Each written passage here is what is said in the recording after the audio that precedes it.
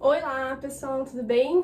Meu nome é Paula, pra quem não lembra de mim, porque eu estou mais loira, olha só, e usando aparelhos, né? Tô irreconhecível. Eu fui desafiada pelo Cidinho pra estar fazendo a devocional essa semana, e eu tava fazendo a minha devocional. Pessoal, eu vou olhar às vezes pra baixo, porque o meu caderninho tá aqui, a minha cola tá aqui. Eu fui desafiada pra fazer a devocional dessa semana. E eu tenho meu pão diário, então eu tava fazendo minha devocional hoje cedo. É o pão diário que eu ganhei da igreja, naquele que a gente teve há uns meses atrás, que você preenchia aquele quadrinho dos R$ 30 pra ajudar a igreja e ganhava um presente. Meu presente foi o pão diário. E eu tenho lido ele todo dia e tem sido uma benção. Tem um tema, vou ler um tema, né, pra eu poder centralizar o que eu queria falar e compartilhar com vocês.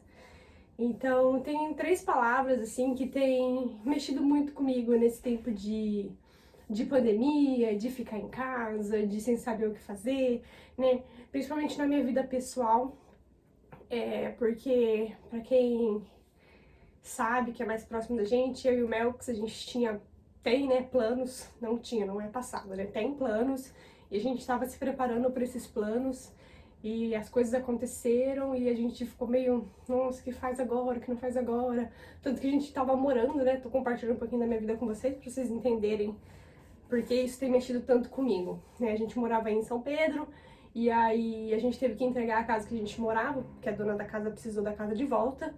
E nessa situação que a gente tava, a gente já não tava trabalhando. Então a gente ficou um tempo em Piracicaba na minha avó. E aí a gente foi pra casa dos pais do Melks em São José do Rio Preto e agora a gente tá aqui em Londrina, no Paraná.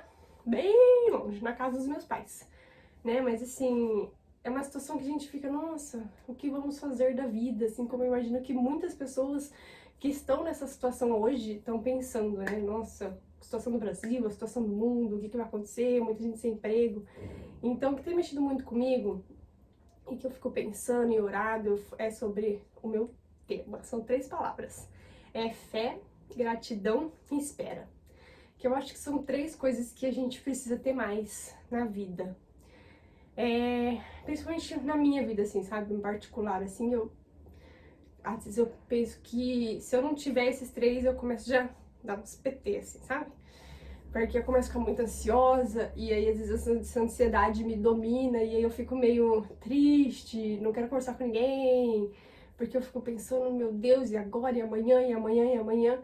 Então a gente tem que ter mais fé e acreditar que tudo vai dar certo, né? E tudo, Deus tem um plano pra tudo. E nem sempre é o nosso plano, né? A gente tinha um plano, eu e o Melks, e a gente tem orado e as coisas foram acontecendo conforme Deus quis, né? A gente tava orando e pedindo pra Deus mostrar sinais, a gente não tava fazendo, tipo, vamos fazer porque a gente quer fazer, que é o que muitas vezes a gente faz, né? A gente às vezes quer dar um jeitinho pra ter a resposta que a gente quer para nosso objetivo final. Mas nesse quesito a gente tava, né, caminhando e Deus deu uma pausa. Às vezes essa pausa não é ruim, né? Pensar que ela não é ruim na nossa vida. Porque a gente tem que parar e refletir um pouco, será que realmente estou fazendo certo? Ou será que essa pausa aqui que ela vai me beneficiar ou beneficiar alguém, né? Então precisa ter fé e crer que Deus sabe todas as coisas. Calma que eu ia falar alguma coisa. Gratidão. Gratidão também pelo momento que a gente. A segunda palavrinha era gratidão, né? Que é pelo momento que a gente tá vivendo.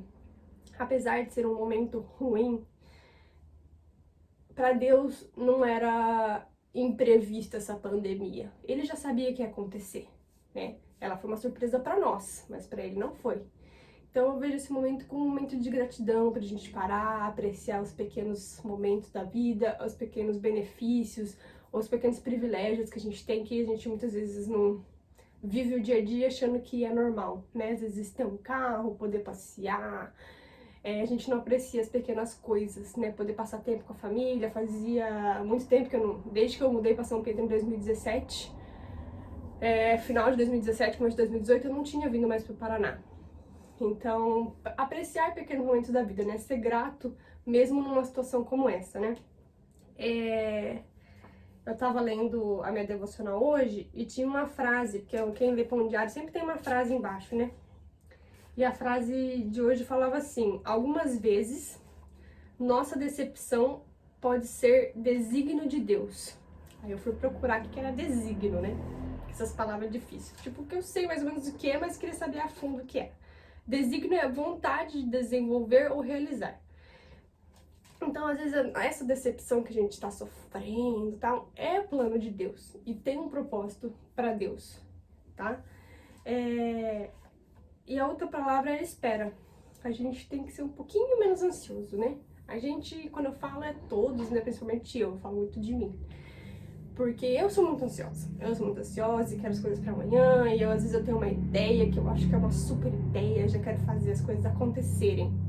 Então a gente tem que ter o tempo de Deus também. O tempo de Deus não é o nosso tempo, né? A gente tem que aprender isso.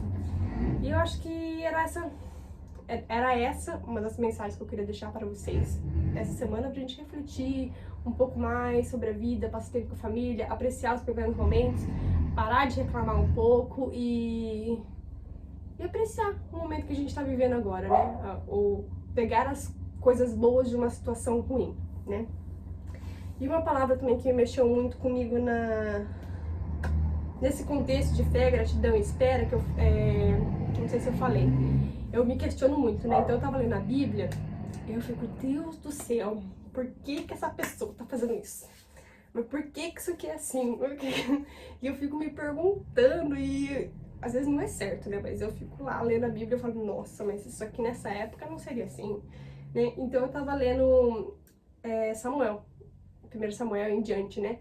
Que a gente tem Samuel, depois ele designa um rei, que o povo pede por um rei, e aí ele põe Saul, né? Ele começa Saul, dá uma desandada ali, faz um negócio que não é de Deus, e aí Samuel fala pra ele que Deus vai reerguer um rei segundo o coração dele. E esse homem é Davi, né? Davi foi um homem de Deus, assim, ó, ele teve os deslizes ali da vida dele, mas o cara é bala, né? O cara é top. E aí depois vem outros reis e vai falando todos os outros reis, né? Você vai lendo assim, ó, aí vai ter uma parte que vai falando só os reis. E aí é uma sequência assim que fala assim, ó, tal rei assumiu, né? E ele não viveu segundo a vontade de Deus. Por isso, tal coisa aconteceu. E vai seguindo assim, ó, e todo mundo não viveu segundo a vontade de Deus. Aí eu, meu Deus, qual que é o problema desse povo? É tão fácil, né, seguir a vontade de Deus, a gente pensa, né? Eu pensando, né, na Bíblia, né? Se Deus chega pra você e fala, vira à direita porque é o que eu quero, você vai lá e vira à esquerda, qual que é o seu problema? Mas também entra nesse caminho, nessa vida que a gente tá vivendo hoje. Porque a gente muitas vezes faz isso, né? A gente quer viver a vontade de Deus e ora e pede, mas muitas vezes a gente quer viver a nossa vontade. Então a gente sai um pouco do caminho do Senhor, né? E pessoas assim que me admiram muito na Bíblia é Davi, que por mais que ele deu aqueles, ele viveu, ele era um homem segundo o coração de Deus, né?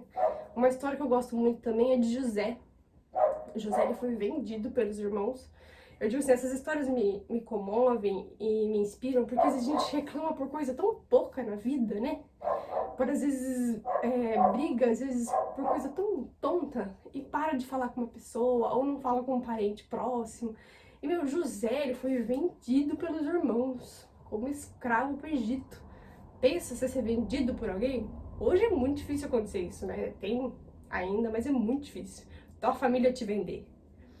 E mesmo assim, ele conseguiu perdoar a família dele depois de muitos anos e trouxe a família dele para viver no Egito, né? E a família dele viveu, criou uma comunidade, e aí eles começaram a meio que se corromper um pouco com os costumes egípcios, assim, mas Deus olhou com clamor pro povo, porque Deus é sempre misericordioso, e ele levanta Moisés para libertar esse povo. Então, mesmo que a gente vai lá sempre deslizando, Deus sempre tá nos segurando, né? E eu acho que era isso que eu queria passar pra vocês, assim, né? Tipo, vamos ter mais fé, ser mais gratos e esperar mais em Deus. Deixar um pouco a ansiedade de lado, aproveitar mais a família, aproveitar mais o amigo, ora, lê a Bíblia, faça seu culto em casa. Nesse tempo de pandemia a gente não tá podendo ir na igreja, né, e viver, conviver com os irmãos, que é uma coisa que a gente gosta. Então, não deixem as coisas de lado e não, né, porque a gente tá numa situação difícil, todos estamos, né, todos estamos vivendo uma situação difícil. E eu acho que era isso que eu queria dizer pra vocês. Estou com saudade de todo mundo. A Sunny falou que não tem mais ninguém pra desafiar porque eu era a última. Como sempre, eu sempre era a última pra ser escolhida também na escola, mas não tem problema. Mas eu queria desafiar a todos de uma maneira geral, para vivermos em fé, em gratidão e espera. Então fica um desafio para todo mundo, pra gente tentar ver o lado melhor das coisas e tirar coisas boas numa situação ruim. Tudo bem? Um beijo pra vocês, um beijo meu e do Melks. Estamos com saudades e até logo. Boa noite, pessoal, tudo bem? Quando eu tava gravando meu vídeo, eu esqueci de falar de uma parte num texto bíblico que falou comigo em relação a tudo que foi falado no vídeo, nesse vídeo que tá sendo passado pra vocês. Fica em João 6, versículo 53 em diante. Eu vou ler aqui pra vocês. Fala assim, ó. Jesus lhes disse: eu lhes digo a verdade, se vocês não comerem a carne do Filho do Homem e não beberem o seu sangue, não terão vida em si mesmos. Todo aquele que come a minha carne e bebe o meu sangue tem a vida eterna, e eu ressuscitarei no último dia, pois a minha carne é a verdadeira comida e o meu sangue é a verdadeira bebida. Todo aquele que come a minha carne e bebe o meu sangue permanece em mim e eu nele. Da mesma forma como o Pai que vive me ensinou e eu vivo por causa do Pai, assim aquele que se alimenta de mim viverá por minha causa. Este é o pão que desceu dos céus. Os antepassados de vocês comeram o maná e morreram, mas aqueles que se alimentam deste pão viverá para sempre. Ele disse isso quando ensinava na sinagoga de Cafarnaum. O versículo continua, né, mas eu vou parar por aqui, então é do 53 ao 59. E eu tava lendo, pensando em Moisés, né, e na época do Egito, e quando eles saem e eles estão lá no deserto e muitas pessoas reclamando da vida, e eles foram libertos da escravidão, e mesmo assim eles reclamavam porque não tinha coisa para beber, não tinha coisa para comer. E eu tava pensando nisso quando eu tava lendo esse texto. Na verdade, eu tava pensando nisso antes de ler esse texto, né? Eu falo, nossa, como a gente reclama, naquele sentido de reclamar muito da vida. E aí ele fala disso, dele ser o pão da vida, né? E é isso que faltou falar pra vocês, que eu queria ter compartilhado o versículo antes.